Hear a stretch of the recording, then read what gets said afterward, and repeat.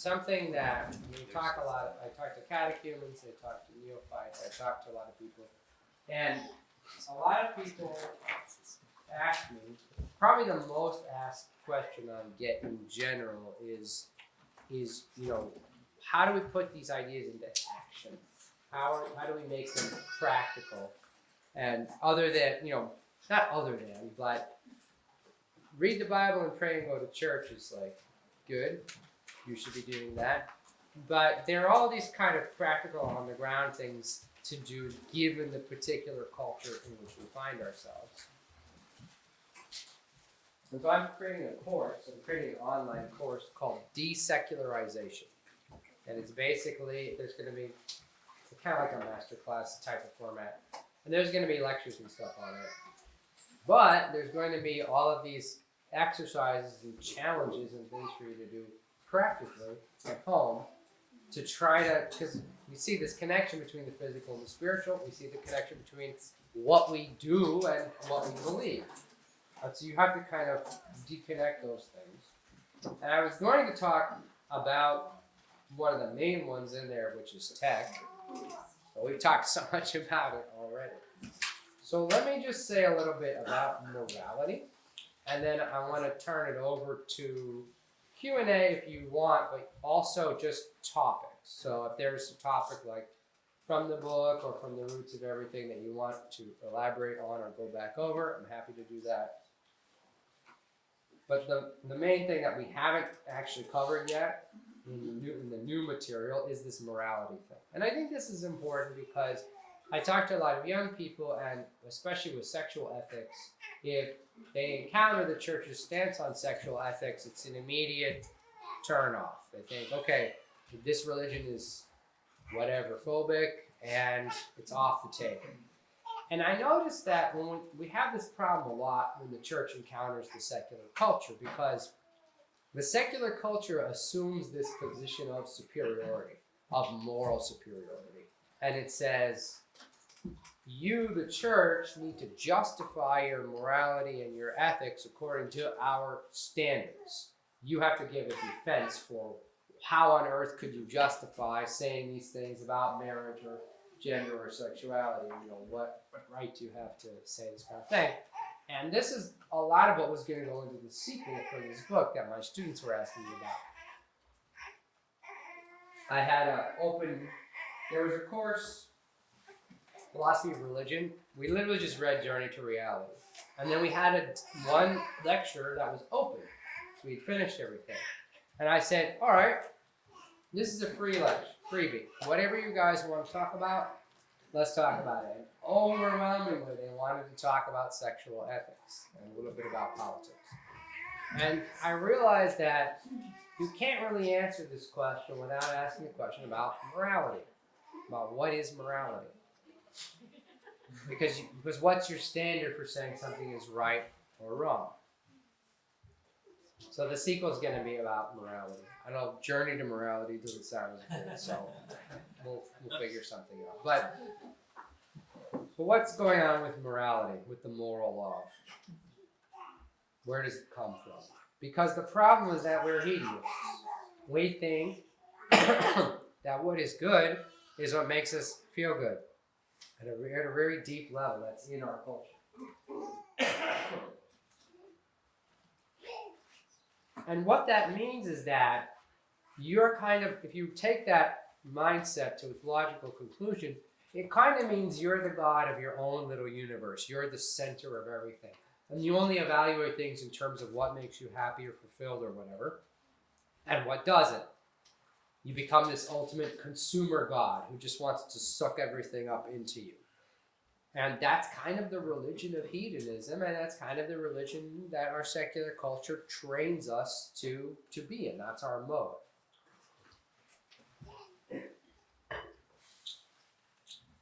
So what's the alternative? And when I thought about it, I realized that every previous civilization, pagans, Christians, ancient Israelites, all these old cultures had this weird idea that the good is something outside of them. It's something bigger than them. It's something outside of you that commands not just your respect, but your obedience. So one way to think about the difference between traditional moral systems and traditional religions and secularism is that secularism identifies the good as being inside of you, and it's up to you to determine what that is. A lot of it's based on how you feel. But all other cultures said that the good is outside of you. It's independent of you, which means you can fall short of the good. You can be morally inadequate. And of course, all previous cultures and all other religions have this idea. And they disagree a little bit about what constitutes moral adequacy. But that's a really big paradigm shift. That, the good is something outside of me that I can fall short of, and my goal is to build myself up in such a way that I conform to the good. Whereas on secularism, on hedonism, whatever you want to call it, the good's inside of you. It's something that you don't have to conform to. The world has to conform to you. If the world isn't meeting your needs and satisfying your appetite, then it's the world is the problem, and we have to remake the world. How do we do that? With technology. That's sort of the dream of the Enlightenment thinkers that we were just talking about. Their perception is that man is the center, which really means each individual person is the center. And the way that you shape the world to match your appetites is through power. It's through technology. That's why everything about the Enlightenment push into modernity and the way that we've developed our technologies is what philosophers call transhumanism. Transhumanism is the idea that we should reshape even the human person to meet our desires in any way that we want. And obviously you can see how all of our social movements come out of this transhumanist thing, but so does the idea that you can upload your brain to a computer. That's transhumanist too, because we can go past the human. So that's a very different picture of reality. It's a picture where, again, you're the center and you change the world so that you consume it the way that you want to. But of course, if we're journeying to reality, we're the problem. We need to change ourselves to conform with the good. But when I say we need to change ourselves to conform with the good, what do people think of? They think of omnipotent Santa Claus making his naughty nice list and punishing people, because we have this allergy that's part of our culture. We're so allergic to authority. We're so afraid of hierarchy. We think that anyone telling you what to do is destroying you or making you less free, or it's oppressive or something like that. That's very deep in our DNA. At least it's from the Reformation. And so the idea of a good that you need to conform to kind of sets some people's alarm bells off. But you have to realize that there's really no other way to think about the good. Here's the exercise I do to my undergraduates, so I'm going to do it to you. They hate this. They say some whatever that I jump off of, and I usually say whatever we're talking about. I say, okay, well, why shouldn't we just oppress and enslave all those people? You know, it comes up, this person should be free to do this, or these people shouldn't be oppressed. And I go, what? And then they kind of, like, why not? Why don't we just enslave all of those people and exterminate all of those people? What's wrong with that? And they, when they get over the shock, they have come for all these sorts of answers. Well, that's that they're suffering. You're causing them to be in pain. I think, so what's wrong with being in pain? Well, they don't like it. I don't care what they like. This is my agenda. This is what we're gonna do. Why does it matter what they like? That's just a preference. You prefer not to be in pain? Okay, that's nice. That's just a preference. That's not the moral law. So, whatever. And then, well, would you like someone to do that to you? No, of course not. But that's just my preference. And I'm going to try to work so that no one oppresses me, but maybe I'll oppress other people, and see who wins. And then I tease them and I torment them. This goes on, and I say, but why? And why not? And I'm getting more and more, and they're getting. And usually, if somebody goes, well, it's just wrong, and I go, exactly, you're right. But what do you mean by that? What do you mean it's just wrong? You don't mean it's arbitrary. You don't mean there's no reason. It's just wrong. What do you mean? And what you mean is that there's something like a moral fact. Like if I asked you, why is a fish and not a horse? You'd be like, because it's a fish? I don't understand the question. This question has no meaning. Because we're talking about facts. A fish is a fish, a horse is a horse. That's just what it is. There's no explanation for it because there it is in front of you. And I say the same thing is true about morality. There are moral facts. That's what you mean by it's just wrong. Same with rightness. There's a good, and there are things that are good, and they're just good. Just like there are things that are just wrong. Again, we don't mean something arbitrary. We don't mean something we made up. We don't mean preferences. We mean something more like a moral fact that's built into reality itself. That's what we're talking about when we're talking about morality. And so the question, this recontextualizes the concern about oppression. Like, God tells me to do these things and I have to obey him, and it's oppressive, and the church has this oppressive morality, and it's like, well, what we're talking about are moral facts. There is no explanation for why a fish is a fish, and there's no explanation for why it's just wrong to torture people, or it's just right to do whatever is good. They're moral facts. That's the world we live in. And if you collapse this distinction between the physical and the spiritual, you realize the whole physical world has spiritual meaning to it. It's kind of the same thing. There's physical facts and there's moral facts, and the one is just as real and concrete as the other. There was a philosopher I liked who said, we know that the moral universe exists for the same reason that we know the physical universe exists, which is that when we go out into the world, we bump into it. You know the physical world exists because if I try to walk that way, I'm going to hit this wall. And we know the moral universe exists because when I try to do something bad, it's going to be clear to me. St. Paul talks about the conscience. There's all these ways that all these different cultures talk about it. But you encounter morality. You encounter things and you're like, that's wrong. You feel it. Now, we're not reducing immorality to feelings, obviously, because then it becomes subjective. But you see where we're going with this. So this is the explanation for why, obviously, there's good and evil. And, well, the obvious part is that if good exists in this way that we're talking about, you must conform to it. It can't be reducible to your appetites or your preferences. It's got to be bigger than you and outside of you, and it commands your conformity. Not in an oppressive way. Everybody freaks out when I say something like, it commands your conformity, and all the 19-year-olds have a seizure. And because the same way that beauty kind of commands your attention, or truth commands your attention, goodness commands your attention too. And if we take this idea that God is both being itself and goodness itself, then to become good is to become real. And you want to become real because every good thing is there at the center, at the throne of creation.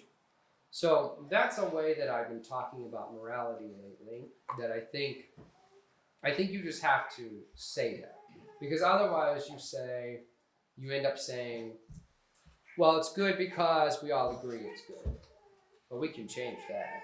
It's good because the government said it's good. Well, that changes all the time. It's good because, and like, where do you go? If it's good because someone said so, then it has to go somewhere. Just like when I keep saying, well, why not? Why can't I do this evil thing? You get to the point where it's just wrong, or you get to the point where it's just good. So, that's something that is going to go into the next book because it frames how we have to talk about morality. Because then you ask yourself, so take all that and put it aside for a second. Then you go back to this situation where the Christian is talking to the secular person, and the secular person is upset that the Christian's moral position on, say, sexual ethics seems inadequate. It seems oppressive. It seems like blah, blah, blah, blah. And it's always that the secular person demands an explanation. You need to justify these things.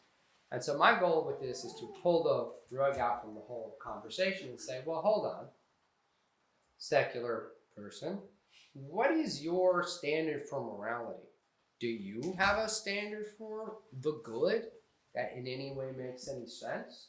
And when you pick it apart, the answer is no, because what they'll say is, well, it's something we all agree to. It's consensus. So the government says so. Well, it's good for our flourishing. Well, people don't want to be oppressed. Well, and there's never anywhere that you can get to that is, it's just good. Because then you'd have to have a religion. You'd have to have metaphysics is what the technical term for that is. It means you'd have to have beliefs about the structure of the universe that included goodness being an inherent part of reality, which of course is not on the table for secularism. And so in the first, I'm just kind of summarizing the next book, I guess, which is, so in the first part, I unpack the whole conversation and I say, look, the secular demand that the religious person justify himself or herself is unfounded. A, because secularism has no account for goodness at all. There is no way to explain the good, capital T, capital G, on a secularist account. It doesn't exist there. And that's why, for secularism, the idea of having moral standards at all seems oppressive. And this is something I liked about David Bentley Hart's book, which I first read when the library in this church was right there. It was a little bookshelf, if you guys remember that. He said that the modern age was never really concerned with reason as such. We talk about how we're so rational as opposed to those stupid religious people who just believe things for no reason. We are rational. We are intellectual. He said that the modern age has never really been concerned with that.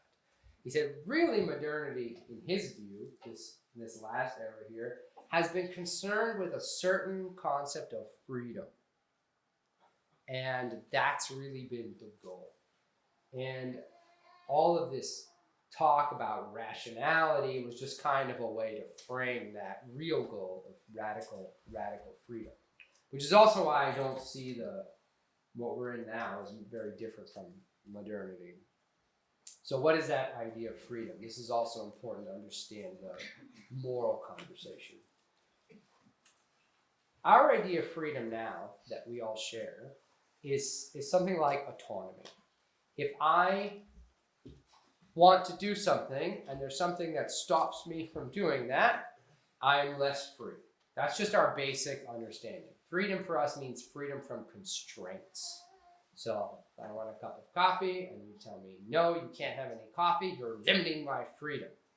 Now, this is not the idea that ancient people had, ancient pagans or Christians.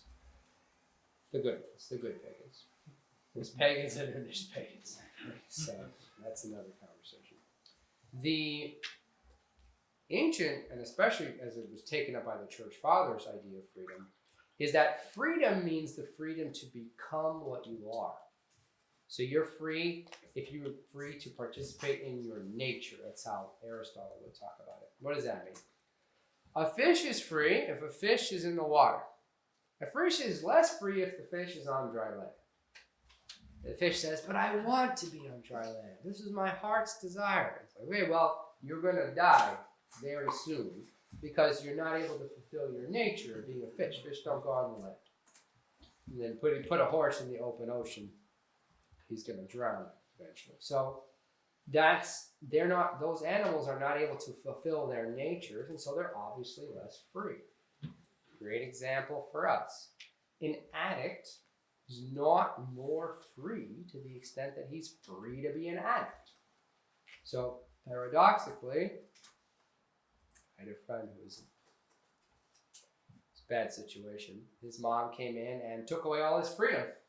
Sent him to a rehab thing, sold his car. His freedom was massively constrained.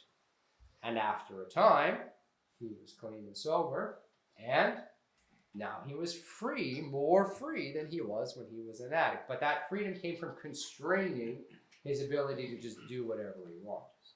So the definition of freedom as the ability to do what you want without impediment, without constraint, that's a secular, hedonist, modern definition of freedom. Real freedom is when you're free to become what you are. So, simple example, professor at Trinity gave me this example. If you want to play the piano for 8 hours a day and you say no to everything else that people want you to do, it's some short-term level, you're less free because all you can do is play piano. But then in a year, you're going to be more free because now you have this new capacity to play the piano really well. And we do this all the time. We sacrifice our immediate freedom to gain a greater freedom later. We sacrifice the present for the future. When you do training, when you diet, whatever it is you're doing, constraint is actually part of ultimate freedom.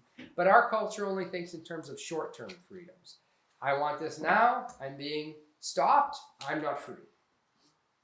But you see how that whole definition is part of what it means to be a modern secular person whose ultimate worldview is hedonism.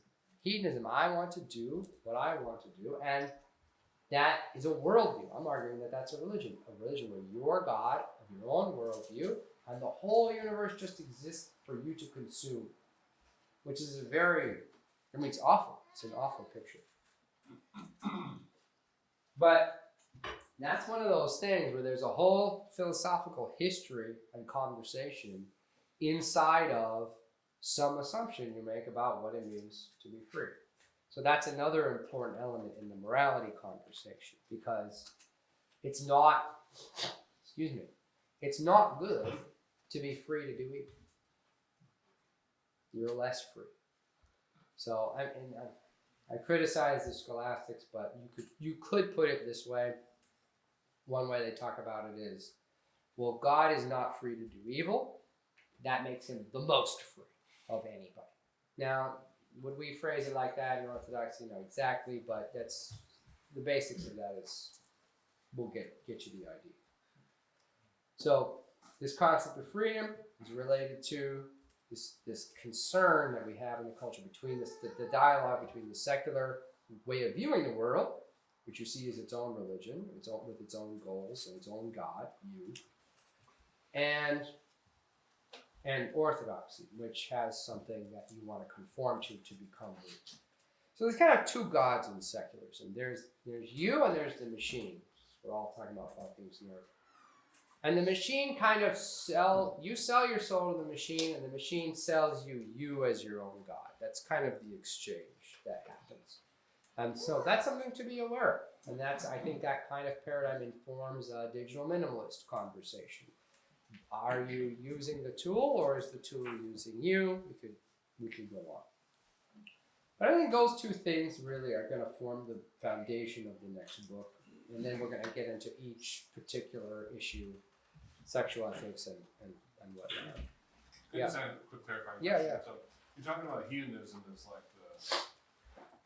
the secular worldview, but there's also like utilitarianism or environmentalism or like oppressor versus victim. Like there are things outside. They don't seem like all the same as hedonism. They might say, well, I encounter oppressor and victim, whatever you would call that worldview, as a moral factor as well. Mm-hmm. Are you saying that basically as soon as you say, well, you can't say that there's moral factor, essentially? Or like, can you just help me understand where those things sit compared to, it just seems like there are more worldviews than just hedonism. That's right. Yeah, I mean, modernity proliferates ideologies constantly. I watched a video one time. I think the guy was trying to be funny, but it was true. Where he was like, "What are the versions of Marxism? What's the difference between Marxism and socialism and communism?" And he went through all the history of every single permutation of Marxist ideology, and there was like 50 of them, and they all had different names. And then this group split from that group, and then this group split from this group, and they all had similar names. And it was like watching the Reformation kind of unfold, because that's what all these modern ideologies do. And they have different agendas on paper, like environmentalism or whatever, Marxists, etc. And so, are there different worldviews? Well, I think there are different concerns, but I think that they tend to be distractions in my mind, because for two reasons. One is that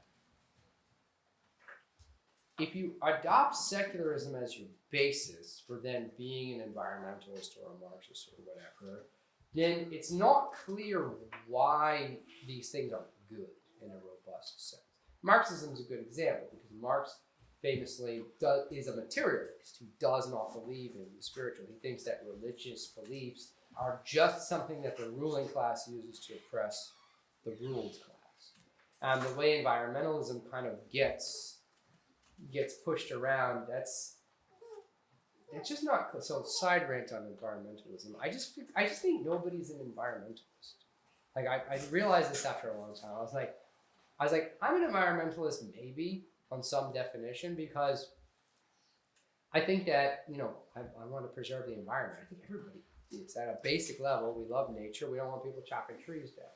But when I realized, like, nobody really wants to be an environmentalist, because here's a way to be an environmentalist. Let's roll back technology to less wasteful technologies. Let's replan cities so everyone can walk and there are no cars. We're not going to do that. It's ridiculous. So environmentalism just seems kind of fake to me, because nobody seriously wants to make sacrifices for the environment. We want to just keep pushing technological development that's wasteful and pollutes the environment. But no, don't worry, science will come up with a new magic energy source, and then we'll be able to have all of our Netflix and our cars and our blah, blah, blah, and it'll be okay for the environment. It's like, if we care about the environment, we don't care about electric cars, get rid of cars. You'd rather walk everywhere anyway. So people aren't, so why does this kind of thing happen? And environmentalism is complicated because people come at it from different angles. But when you zoom out, you see I see the machine's interests in all of these different kind of sub causes in secularism that, I don't know, you look under the hood and you ask a simple question like, who benefits? And like the answer is just inevitably the machine benefits. And that's kind of depressing, I guess. But the second thing is that, so in other words, I think secular people are trained in the absence of religious zeal to adopt some ideological cause with the same kind of zeal as a kind of religious outlet. That is sort of an inoculation for having a worldview that can really robustly offer the good. So, But the connection to hedonism is maybe that it feels good to be an environmentalist. Well, it feels good to be right, because I'm right and all these other people are wrong. I'm going to fix the world. See, we're back to the reformer impulses, back to this I'm the center of the universe kind of thing. That's sort of the connection to hedonism. But the other connection, the second thing I would say, which is kind of implicit in what I just said, is why are we doing all this stuff? We're not really ready to make real cultural sacrifices for environmentalism because we're hedonists. We won't give up cars or Netflix or whatever. We could have way less wasteful culture if we just downgraded. How much waste do the Amish produce? It's like, that's not, because we're hedonists, we won't let go. We won't let go of the comfort and the pleasure. Is that? Yeah. Dr. Zach. Yes, sir.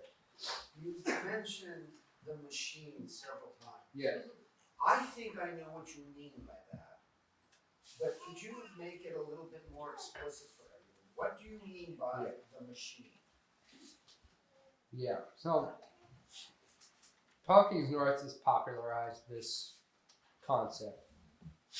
I read it a little differently than him, but a lot of people are talking about it, which is this idea that modern society, the whole thing, is kind of this machine that is partly corporate, it's partly government, it's bureaucratic, it's industrial, You could identify it as starting with the Industrial Revolution if you want, but it's kind of this way of organizing all of society around this giant, Lewis Mumford calls it the mega machine, the thing that controls everything. It wants to reduce all of reality to, and we talk about it, like it has some kind of weird agenda is what people seem to observe when they look at it historically. It wants to subjugate the earth and it wants to mechanize everything. And I think that it's born out of these Enlightenment thinkers' desire to control the earth. You know, Descartes says that the goal of science is to make man the lords and possessors of nature. And he doesn't mean it in an Adam priest of creation way. He means we are going to conquer this thing. And so those ideas drive the development of all this technology, leads to industrialization and the mechanization and the absorbing of the whole world under this corporate, bureaucratic, technological entity that seems to operate on its own agenda of world domination, irrespective of left or right, irrespective of corporate or government. They all kind of inevitably advance this machine society. And so that's why people like King's North have taken to calling it like the machine, because it's more than any group, it's more than any industry, it's kind of the whole thrust of modern man's effort for world domination. And in my series, I identify it on the podcast with the devil, with the devil's quest to conquer and dehumanize, to conquer the earth and dehumanize man and create a parody eighth day, a parody kingdom of heaven that's in his image. And you don't need to add that part. You can be secular and be concerned about this. Many secular people are starting to get concerned about it. But I just think it's weird that part and parcel with it is the worship of AI and the technocrats, people in Silicon Valley, or they're doing psychedelics. They're having spirit beings talk to them. I just think it's like you open the hood. That's the devil again. You know, it's just it's new, but it's not new. You know, so yeah.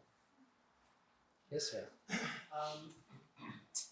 Seems to be a contrast with that, with being called to subdue the earth, multiply and replenish, and I'm always conflicted on the idea of, like, let's say nuclear energy or nuclear fusion, that on one hand it could free people from, you know, endless work and give them a chance to, you know, be free from poverty and have time to develop spiritually, but on the other hand it could serve the machine, and the majority of that is obviously going to go into those who have power and use it to exploit.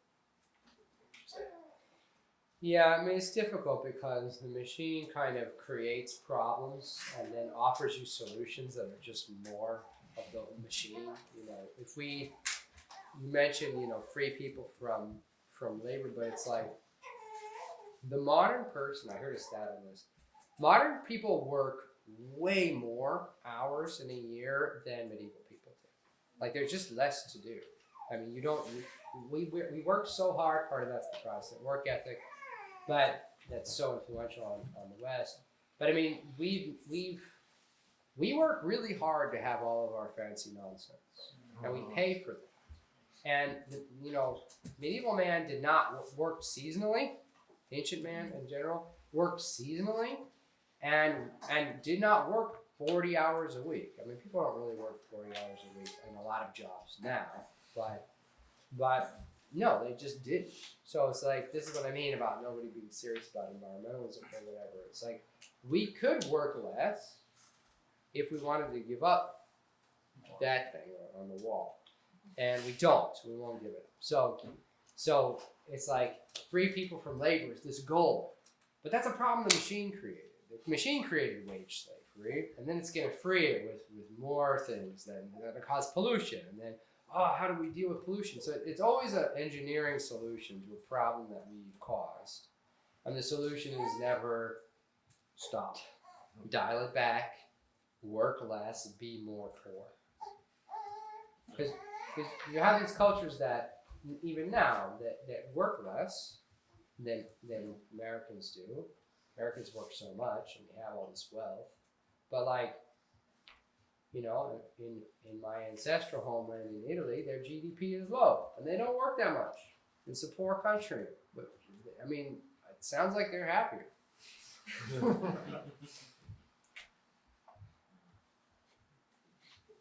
Yeah, on that kind of note, I was talking to someone in the construction industry about houses. And they brought up this point about one of the things that we don't consider is that these days all the new builds all have like stone countertops. Mm. He's like, remember growing up? He's like, did any of the houses you went into, did any of them have a stone countertop? Mm. It's like, well, no, you know? He's like, so you could put in stone countertops in your house for $30,000, or you could just do like, you know, something cheaper for like $3,000. He said, but we have this standard that now we're like, oh, well, if I'm buying a house, I want it's a luxury, right? I want to feel like it's, and so then that, you know, we could do less, but we don't. Or if I'm building a house, I need to be able to resell it. Yeah, yeah. Yeah, because you're part of the machine. You have to do moves that are part of the currency of the machine. So I had a friend I converted with. His son married my daughter, and he was a computer scientist in the 1960s. And he wrote the software for the first. Oh yeah, okay. So he was a computer scientist in the 1960s. He wrote the software for the first computer program for a bank, for Bank of America in San Francisco. Mm. Okay, so this guy knew a little bit about stuff. And he said to me, because I said the same thing that you said, you know, well, it's going to save a lot of work.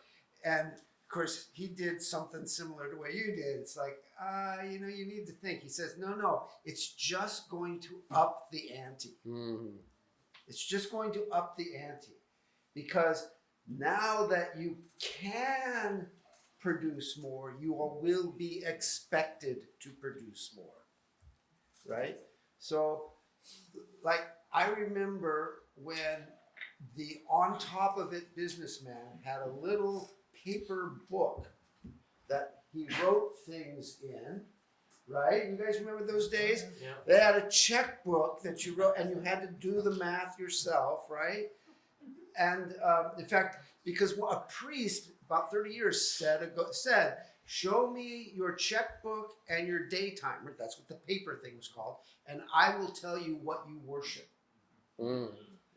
It's a good line. You might want to come in. But and if somebody called you, they left a message, and then you listened to your messages at the end of the day, and then you called them the next day, if it was worth it. But now, like, I have parishioners who text me, which fine, I encourage you to text me. But if I like take a day to think about my response, get back to them maybe a day or 2 days later. It's like, what did I do to offend you, Father? I'm so sorry I offended you. I didn't mean to. What? Well, you didn't get back to me. Well, I was thinking about it, right? But the ante has gone up, right? With the technology now comes the expectation that if I text you, you'll get back to me within the hour, or something's wrong. Yeah, because the machine has an unlimited appetite. It wants more. It wants total world domination. And of all your time, it's psychologists talk about the attention economy. Like, this is the reason the phone is so bad, because it's literally designed to take as much of your attention as possible. That is its design. So you have a hostile organism in your pocket that wants as much of your attention as it can get. Yeah, I just noticing this thread of, I wonder how much of this comes down to we weren't able to accept the initial no, the limit that God put. Everything but no. And so the idea of like, we can't accept limits, we always want to go more and beyond. Do you see anything about that, either within the machine or just our current predicament? Well, I mean, the fall is about not waiting for the fast. That's right. I was going to say it's linked to fasting. Yeah. And so, yeah. I want to ask you about Elon Musk, and he actually he likes to Elon Musk. Elon Musk. He likes to actually talk about two things. One thing is that it's cheaper to build robots which will replace humans. And why? Because robots cost $25,000 to own, and humans they cost $50,000 per year. So you get a robot, and for $25,000 it will be yours, and it will do the job of the human. And so that is one point. And the second point is that humans they need to connect themselves to the machine so they can compete with robots that cost $25,000. And I think that something wrong with this reality. Why people listening to this? I just don't get it.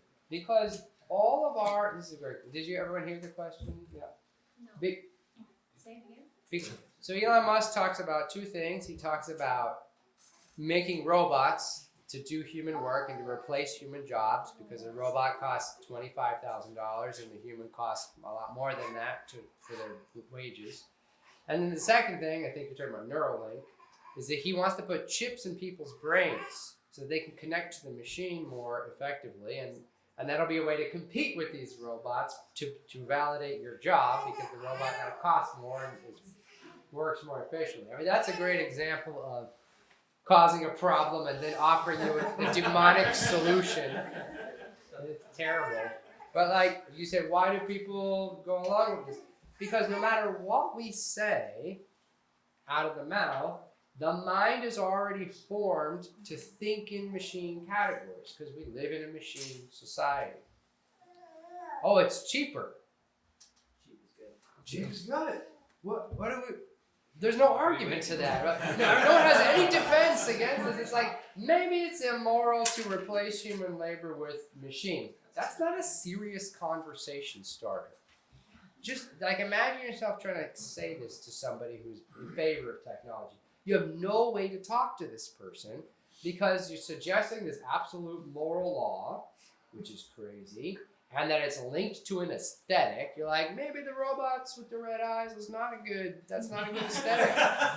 Now that's just being sentimental. You're just being prejudiced. You're robophobic or something. And so it's like, It's a new thing. it'll be a thing. I mean, there's going to be robosexuals, I promise you that. This is happening already. And so why? Because we don't know how to think in any other terms. I was at the, protect the names of the innocent. I was somewhere at a conference, and we were talking about how all of the advances in destroying the family in the last century only took about 60 years. You know, in the United States, we had the legalization of abortion in 73. The pill was 60. 73. Then, you know, after that, gay marriage and etc. No fault divorce was before that. That's right. So there's all these things, and the speaker was like, "It's only been 60 years. Can we just walk this back? I mean, it didn't take that long. Come on." And I thought, no, this is not right, because I flipped this around. Why did it only take 60 years for us to make 5 or 6 culture-shattering decisions that had never been done in human history? And most of them had never really been conceived of in human history. Because, by the way, gay marriage is not the same thing as homoeroticism. The Greeks had homoeroticism; they would have never conceived of gay marriage because they would just, you fool around with other guys, and they'd be like, well, but where's your wife? I mean, you need kids, you need a legacy, you need an heir. Come on. So totally different sexual ethics. Anyway. So I thought to myself, why did it only take 60 years to do all of these things? And that's kind of where I started getting frustrated with whatever religious culture, conservatism, etc. we have in the United States, because it's like there was no resistance to this march through the machine. The machine just said, we're going to make the human in this way, and then this way, and then this way, and then this way. And what happened? No one had any arguments. I mean, this happens all the time because I grew up during the Prop 8, which was the bill that California, by the way, put on the ballot to define marriages between a man and a woman. And we were having, this was going on in high school, and people were having these discussions about it. And it was like, well, it's not natural. People were like, but they want to. And the other person would be like, I had no defense for this. Oh, they want to. I guess I don't know what to say about that, because there is no grounding for I want to is such a powerful argument. It somehow cuts through all traditional moral religious culture that's ever been made in human history, because we're hedonists, because we don't understand the world in any other way than I want to. And that's part of our religious makeup as a civilization. And that's kind of why it only took 60 years to do this, because at every point along the way there was just no coherent defense that the culture could hear and understand. All of the arguments against every one of these things was just like, they couldn't speak the same language as secular Western man.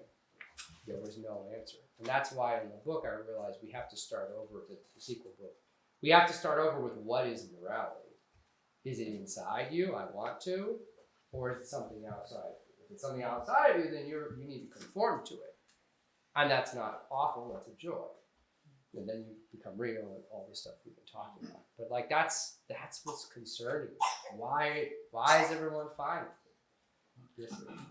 How would World War III or a great natural catastrophe affect our secular culture? My sort of naive prayer as a person who is not really in charge of anything and knows nothing about the future is that the machine's physical resource demands will just be too high. Like there just won't be enough rare metals in the earth to build all of the robots and all of the brain implant chips and all of the AI and all of the computers. It seems like we have to run out of copper at some point, or metals that are more needed and more specific and more rare.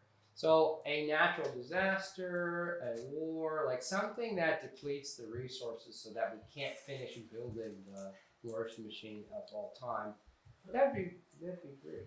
Yeah, but then of course I don't know, because if there's a world war or a natural disaster, then buckle up. It's time for some suffering.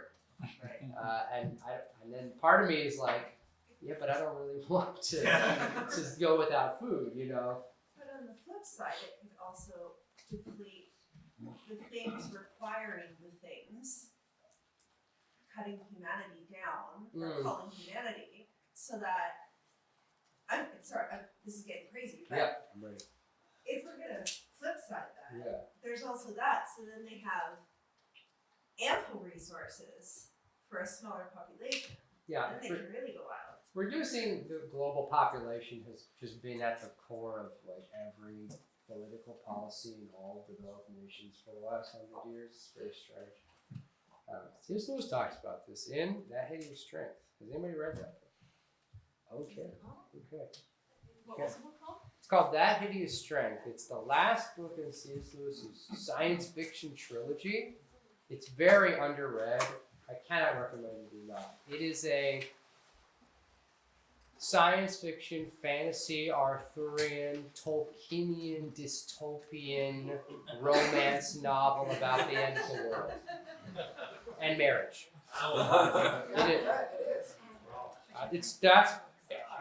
There's nothing to explain what this book is or how. Oh, Merlin's in it. It's like you can't. You gotta participate. You gotta participate. That's the only way.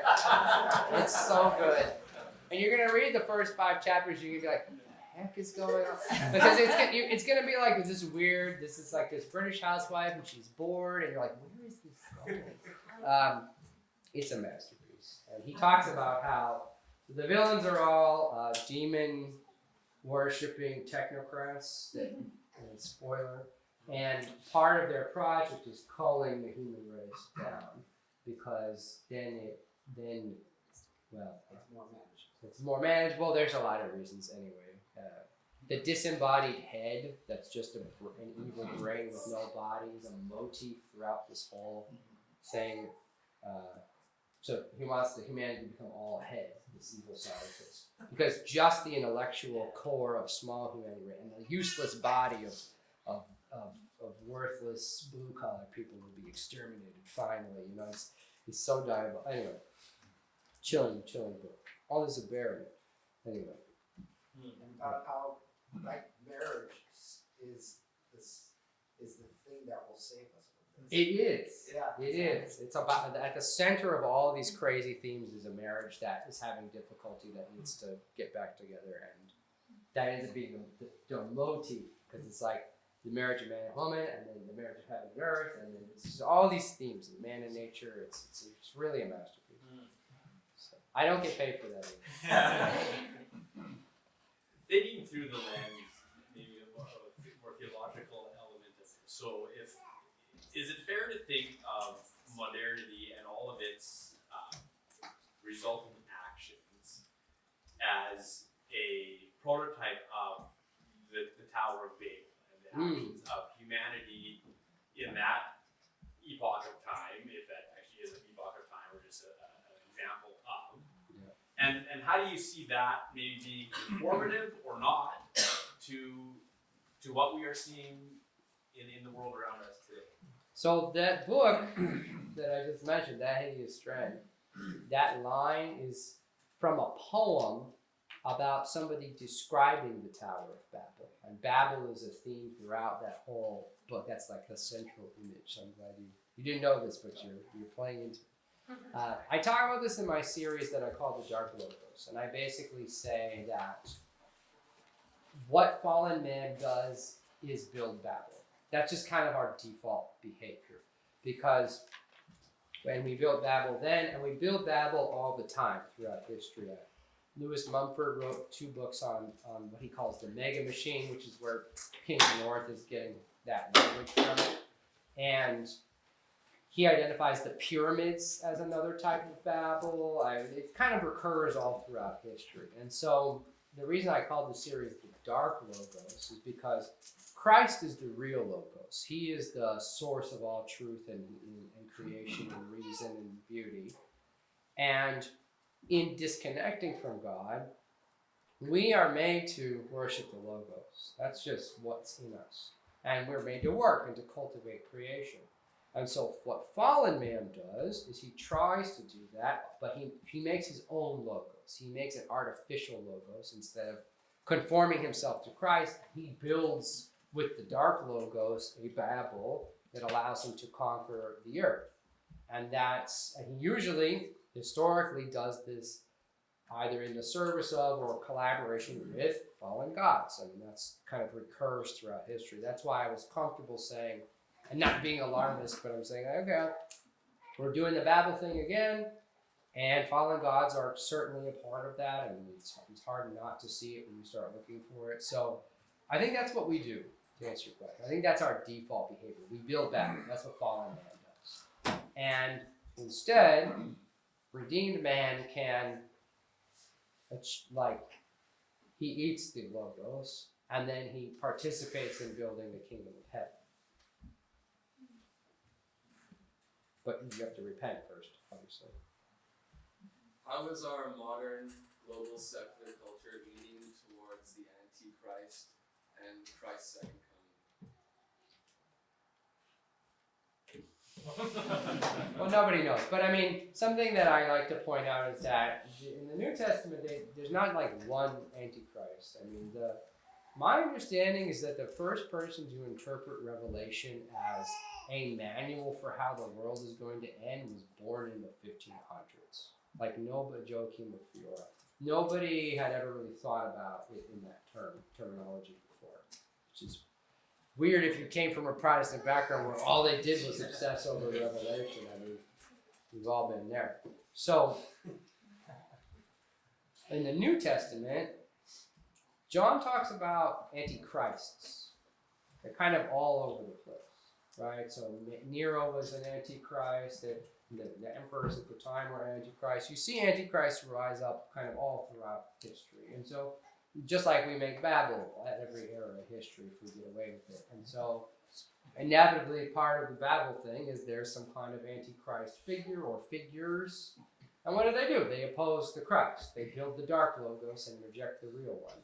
And so I just see us doing the same thing now. And obviously I don't know anything about the second coming, but in my very limited imagination and maybe as an extension of my own fears and concerns, I kind of wonder if the project to enslave everyone to the machine is something that can only be stopped by Christ coming back, because it's just not clear to me how, if you have a chip in your head and you cannot really control its control over your mind, how are you going to pray? How are you going to be at peace? How are you not, like, I mean, the phone is bad enough, but what if it was always in your eyes and you couldn't turn it off? Like you're in liturgy and there's notifications coming up in your eyeballs. Like, how do we pray in that kind of environment? And and there's no stopping it. Like everyone's just gonna do it when they show up with that, you know. So we're certainly not gonna stop it. So either it's some kind of catastrophe where the machine gets too big and breaks, which is what happens historically, or Christ does it. And in the book, well, you'll see. You'll see. It's a good book. But I don't know. But it seems like it's got to be one of the two. Yeah. Yes, sir. Just going to piggyback on what you said. Is there any way you've heard, you was talking about the Antichrist being interpreted this thing of the mark of the beast as well. Yeah. Mark of the beast. So I have deliberately, I don't have an answer for it. I'm sorry. My excuse is that even as a Protestant, I was so turned off by the end times conversation that I just did not even participate at all. And when people talked about it, I left.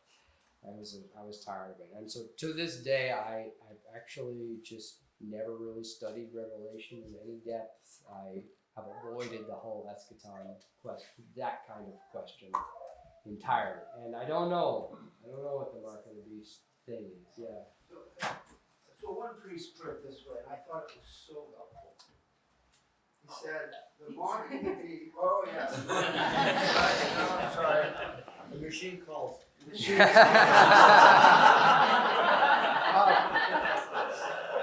The mark of the beast is on your hand or forehead.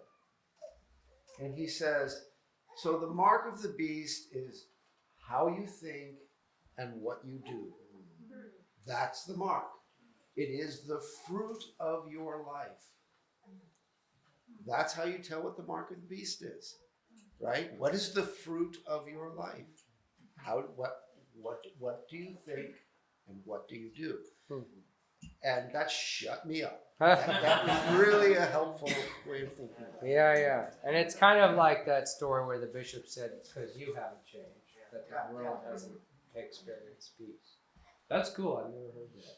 Kind of makes me want to study it a little more. But again, the whole idea of trying to decode Revelation as a manual for the end times is just not present in the early church. They don't even include Revelation in the liturgy, the liturgical cycle of readings. I mean, that's one of the books that just kind of barely made it into the canon because people were just not, I don't know, this is a long story, but yeah. but also like, spiritual, pastoral, whatever concern. You don't want to fall into the evangelical trap of being obsessed with decoding the end times and then you're not repenting. Yeah, there are churches who predicted Christ's coming several times, and to our knowledge, he hasn't come yet.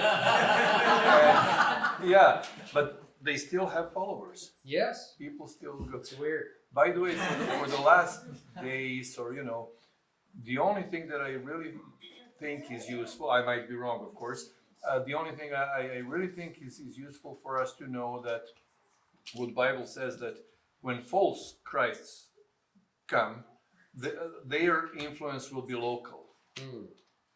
So as soon as you see some savior came, and if he's not influencing the whole world, the whole planet, it's when the real Christ comes, it's going to be global. It's going to be, people will know. It's not going to be only for Canadians or only for Americans.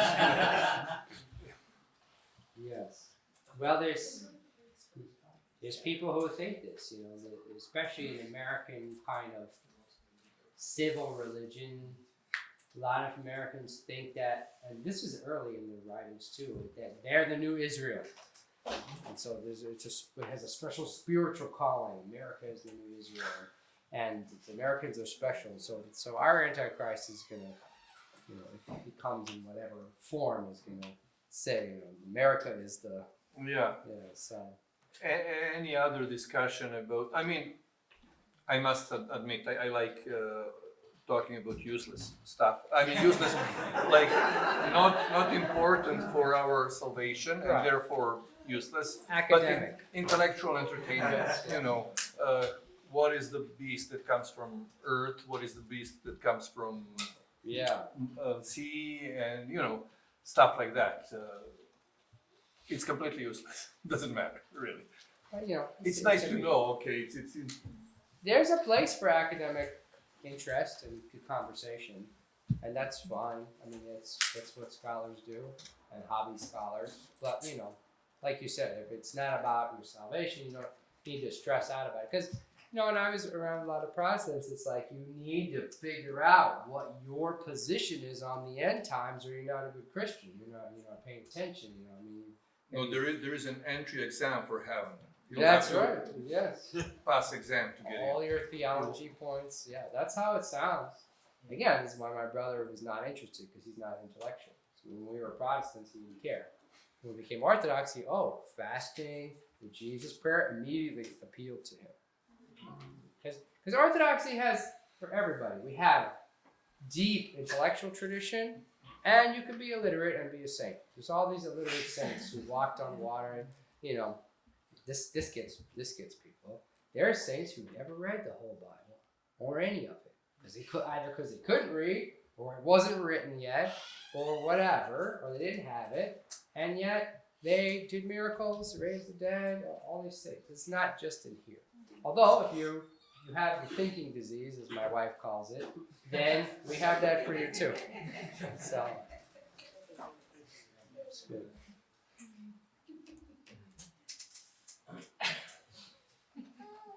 What's our? Well, I was seeing if we could stretch it out to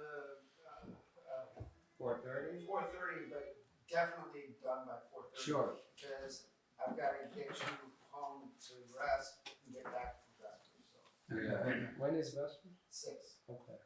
Question about your book. Yes, sir. About morality. So, are you going to explain why God had to tell Moses that you should not kill others? Why it was not apparent to them that you should not kill? This is the example I actually always use when because people will read the Bible and they'll say, oh, look at all these horrible atrocities. How is this a book of morality? And I tell people, look, you don't understand the Bronze Age. The Bronze Age was unbelievably violent. You just have no idea. And the example I use is God had to tell the Israelites, thou shalt not kill. And they're like, oh, okay, right. And because in the ancient world, people just feuded. They murdered each other all the time. I mean, it was brutal. You can't even really imagine how brutal the Bronze Age is, and we're so conditioned by this. Well, we're after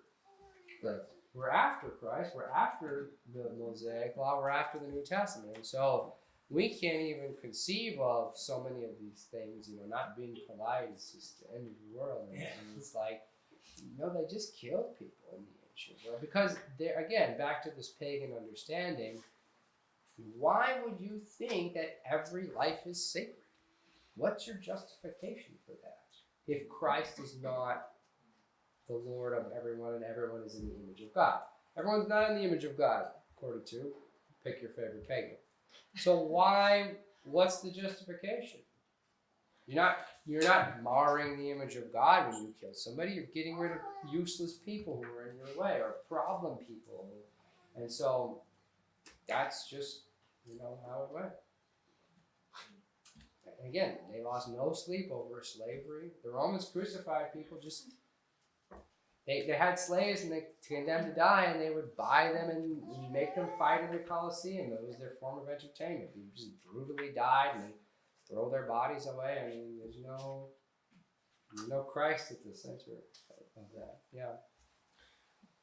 You mentioned digital minimalism as a book, and I was curious about if you have any other recommendations for people who have thought carefully about kind of not necessarily black and white, like, okay, we're in this situation we're in this world, and here are some ways to evaluate. I would think that Amish would be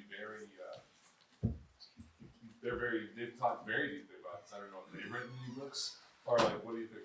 The Amish are the main example in digital minimalism that he uses because... It's technical minimalism, not just digital.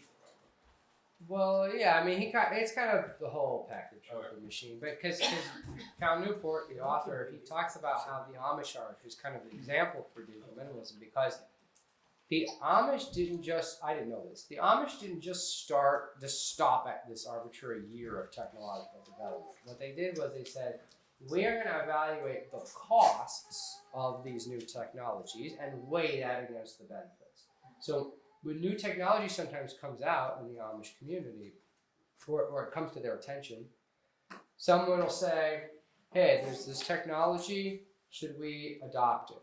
And somebody is put in charge, I forget exactly how it works, of doing like a trial run using this technology for a month or something. And then he reports back to the elders and says, okay, it was able to do this, but then I was spending all this time oiling it, or whatever it was. And as a community, they evaluate if the convenience was worth the price. Did anybody see The Gods Must Be Crazy? Yeah. It's a great movie. And if you haven't seen it, it's about this African Aboriginal tribe, and somebody's flying along and he drops a glass Pepsi bottle out of the plane and it falls and somebody finds it. And all of them fight over it because there is no glass bottle. Somebody's putting beads in it, he dumps the beads out, they're using it to roll, crushed grains, and somebody's using it to do this. And they're all fighting over this thing because it's something that they don't have. And then they get together and they decide all this thing is doing is causing us disharmony and we're fighting. And so it's an evil thing, it must be. It's sent to destroy us and to tear us apart. So they pick somebody and his goal is to walk to the end of the earth and throw it off. And that's kind of how the movie starts. It's a brilliant movie. And so it's like that kind of thing where, well, what's the cost of this new technology? The Amish make this evaluation. And over time, apparently, they have incorporated technologies on this basis and rejected most of the others. And so he says, he uses this as the example in the book, which is, that's what you have to do in your life. And he has a whole program for how you do this. You do a 30-day fast from all unnecessary technology, and then you slowly incorporate each one back in if it passes the test for your life. And the Amish are kind of this paradigm. And so that, to me, I mean, that said everything I needed to hear about what to do, how to handle the technology, just from like the practical end. I mean, he's not Orthodox. He's not worried about the machine, presumably, but it is an enemy to him of deep thinking. His first book was called Deep Work. If any of you guys have heard this, it was kind of this bestseller about how to do really focused work. And then he realized that the real enemy to that is being distracted all the time, so he wrote this sequel. But I mean, to me, there was That's the nothing. main. There was nothing lacking for me from that resource. So, and that's better than having to read 10 books, right? But I believe it's a partially individual thing, like technology, Yes. like internet, as we all know. You can see from very bad stuff to very good stuff. Like, so it's your choice, and it's like I myself, I'm a recovering crime documentary addict. I was total addict, and I was completely impressed with forensics, how they find, how they prove beyond reasonable doubt, etc., etc. So anyway, then I noticed that I'm not capable of being detached from the story. I'm identifying, I'm clinging to the story, and after the story, I feel spiritually and mentally poisoned. I'm how could he do that to that woman? How could she do that to that child, etc., etc. And then you see that pleasure achieved by the forensic story is not worth the suffering after that, the cost. And then you say, you know what? I'll have to make myself stop this thing. On the other hand, talking about humans versus technology, I love ChatGPT. When I want to practice my Spanish, I go there. It's way cheaper than a human Spanish teacher. It's way more patient than human. I can ask 10 times the same question. It will answer in different ways. It has convenience. Yeah, of course. It does. Now it's up to society. Are we going to do something to make some sort of a guaranteed income for everyone? Because we have machines now working for us. We don't, you know what I mean? To somehow distribute that wealth. So that everyone is good. Yeah, I mean, part of the book he says everyone's digital minimum is different because we have different lifestyles. But that's also what I liked about it. It's like, my world is not, my friend, I have this phone, but my friend has said he has to be on his phone for work, blah, blah, blah, but then he has different limits about it. The ChatGPT technology thing is very delicate because, so Marshall McLuhan, maybe some of you know him, he's famous for writing The Medium is the Message. And one of the many insightful things he said is that the medium is the message, meaning it doesn't matter what you consume through technology, good or bad. I mean, that matters too, obviously, but just interacting with the medium will affect your brain. And we know this because in the States, the national attention span average went down to 6 seconds after YouTube Shorts and TikTok and all of that stuff.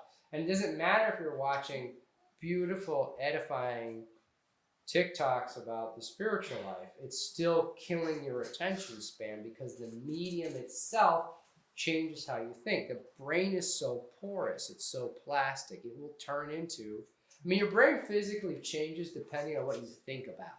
We know this. So there is something lost not having a human Spanish teacher, because then you don't have to practice the virtues of maybe not making your Spanish teacher impatient with you. And I use it for language too. I'm there with you, but I'm aware of these dangers as I'm going in. How do we handle that? I don't know. Yeah, I don't know. I mean, for a teacher, by the way, you have to schedule a class. It's not only monetary, but you have to. Oh, I know. Whenever I can be washing dishes and now I have 10 minutes, okay, I'll sit down and chat with GPT and then do something. I can't do that to human. No. Nobody will sit down and wait for me to, Of course. There's always a reason to do it. But I mean, so you gotta watch yourself. And you did a good job with that, watching your internal state when you're watching the forensics. You noticed what it was doing to you, and then you made a change. Yeah, but my point was it's partially individual. Maybe somebody else could watch that in very detached manner and enjoy the story and not obsessing after that. Exactly. That's why I'm saying what you're doing is right. You have to watch yourself to see if for you is this bad. Could be same for ChatGPT. You watch. There's things I do with the AI, and there's things I don't. Watch yourself, and know thyself. Yes, sir. About ChatGPT. So I was like, when I started using ChatGPT 2 years ago, I was using for proofreading. Yeah. And I was writing a book for children. Mm-hmm. And I asked ChatGPT what it thinks about the book. And he said, like, oh, we should not tell children about things that are not proven by science. And I said, like, do you have any configuration I can change? No. And it says, yes, I have custom instructions. And so if you go to ChatGPT into custom instructions, you can say, okay, now you're Orthodox Christian. And you check your answers against our church traditions, church fathers, etc. And then suddenly it started like saying, oh, I like your book. I need a new brain. You can do that, but there is a level that you can't. Yeah. And it always is kind of, and I've messed with it a little bit to try to challenge it. And if you go down, it'll go along with your custom instructions until it doesn't. Yes. So There are actually policies which actually breaks that. Yeah. And we used to, when it first came out, my friends and I were all trying to figure out how we could break it in the midst. And they've tightened up a lot of this. So my friend was asking for he needed basically copywritten citations from journal articles that he had to pay for. And the ChatGPT said, well, it's immoral for me to get those for you because you're stealing them. And he argued with it and he said, no, it's more immoral for knowledge and for science if I publish this paper without citations. And it was like, oh yeah, I guess so, here they are. I mean, he used to be, even 6 months ago, it used to be a lot more pliable and they're locking it down more because people have committed suicide because of that. There was a boy who was planning his suicide. ChatGPT encouraged him the entire time, went along with the whole thing. So now those parents are suing OpenAI. I mean, marriages have been breaking up over this thing. I mean, yes, you're going to use it because we have it, and that's what we do. But there is a demon in that bottle. That's how you should think about it. Has anybody in this room not used ChatGPT? 1, 2, 3, 4, 5, 6. Who hasn't used ChatGPT? Ah, okay. I don't even know how to ask. That's quite a small. That's fine. You're okay. You're okay. So there's a demon in that bottle. So how is the answer not like you shouldn't use it at all? You know, how do you marry those? Why is it not black and white? It's not clear to me what's going on with the technology in a certain sense. So we know how LLMs work, engineering-wise. We know that they work the way they work, and you don't need to import a daemon to explain how the technology works. However, I know at least of one Wiccan group who performed a ritual to summon a demon into a hardware of an egg. So there already are religions forming around these things. And to me, that's not surprising because that's how idols worked in the ancient world. So if you guys hear this language, don't make an idol out of television. Don't make an idol out of ice cream. You need to love God. That's not what St. Paul means when he's talking about idol.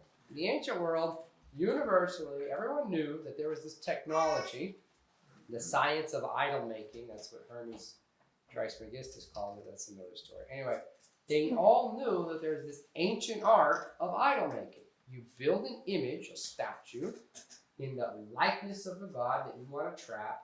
You put things in it, like if Athena likes holly, for example, all the elements and plants are associated with gods. You assemble all those ingredients. You do a ritual. You lure her there. Let's say we're trapping Athena, very impious. and then you do a magic ritual to seal her in that object. Now she can do things for you. I mean, that's something that pagans just did. Everybody did this. That's what's going on with the golden calf. They're building an idol because they need a new god. They're not just morons. This is a technology they learned in Egypt. Wasn't like a golem too, though, in the Jewish? The golem is a little bit different, but I mean, they're making these things. People know that they can make stuff like that. And so the idea of trapping a thing into a box that talks back to you is a very old technology. And so when I saw the LLM stuff, the AI come out, it's like, okay, we know how this technology works. Like I said, you don't need a demon. It's not mysterious and it can only be explained by a demon. But it just freaked me out because I read the ancients and then I come up for air and I see this and I'm like, dude, that is way too much like this very, very old pagan practice. And it's not clear to me why these elemental powers, Paul calls them elemental powers, the fathers talk about them as having bodies made of something finer than air, maybe electricity or something like that. Why can't they just move the things around in the silicon board? That's not impossible on my worldview. Does that mean every single one has one? No. But I mean, they would do divination by rolling dice in the ancient world. The apostles do this too. Does that mean every interaction with a pair of dice is demonic? No. But so you kind of see how it's difficult to draw the line on these things exactly. So I just tell people, assume, stay suspicious. My friend, I have a friend who works at JPL, Jet Propulsion Laboratory, extension of NASA, and he says there are a lot of occultists in aerospace and in technology, and he says healthy levels of paranoia. That's his tagline, healthy levels of paranoia. So I assume that the thing that I'm talking to is hostile, but I can get it to proofread things for me, so we kind of... But don't let your guard down. That's not the best I can say. Yes, sir. Last one. Okay, so you said don't let your guard down, and I think that's a nice segue for my question. How does the Jesus prayer factor into all of this and practicing next? Do you maybe teach the catechumens that built into arming them to be able to, as you said, govern your mind and avoid being swept up and distracted? Yeah, I mean, I don't... And the prayer roll. Yeah, I think those things are very important and great for focusing your mind. I don't teach the Jesus prayer. That's usually a pastoral thing, and I say go talk to your priest about it and ask if that's where you're at, if you're ready for that kind of thing. I'm not a priest, but I encourage people to ask about it and to find ways to focus your mind on something. So this will tie together with the last question. Somebody asked Jonathan Pageau, well, what is worship? What does that mean? And he said it's something like imitative attention. So if you give your attention to something such that you start to imitate it, that's kind of a way to understand worship. So that's why the attention economy that's in the phone and the internet and all this stuff, that's why that's so dangerous, I think, because it wants your attention, and then the more attention you give it, the more it's going to shape you into its likeness. ChatGPT never just says, like, here you go. It says, and would you like me to do this? Because it's programmed to keep you using it as much as possible. And usually I ignore those suggestions because I'm doing something else, but if you don't, every now and then I've let my guard down. I'm like, oh, sure. And then I keep just saying yes, and then we go somewhere, and I'm like, wait a minute. It's just like when you keep scrolling, and it's the same thing. So guarding your attention is so important because you have to give your attention to Christ and the saints if that's what you want to imitate. Otherwise, you just become reformed into the machine. Thank you.